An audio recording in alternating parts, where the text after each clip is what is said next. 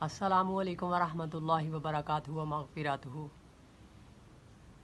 آج کا میرا یہ ٹاپک ہے کہ جو نبی رحمت صلی اللہ علیہ وسلم نے ہمیں سنت طریقہ بتایا ہے ہر کام کے کرنے کا، تو جب انسان انما الاعمال بالنیات، بے شک اعمال کا دار و مدار نیتوں پر ہے، تو جب انسان اللہ کے لیے اور نبی رحمت صلی اللہ علیہ وسلم کے لیے سنت پوری کرتا ہے تو اس کا ثواب ایک سنت پوری کرنے کا 100 شہیدوں کے برابر ثواب اللہ رب العزت اسے عطا کرتے ہیں۔ اس کی نیت پہ ڈیپینڈ کرتا ہے۔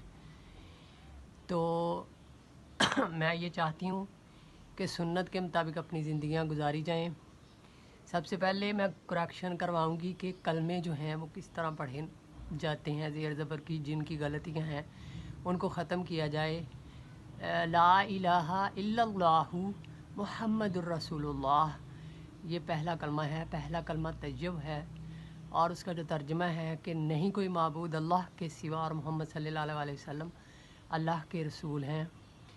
اس ترجمے کو ذہن میں رکھ کے پڑھیں تو اس کی جو ثواب ہے اس کا وہ 70 گنا زیادہ بڑھ جاتا ہے۔ خود بھی اپنی کریکشن کریں اور اپنے بچوں کی بھی کروائیں۔ Thank you.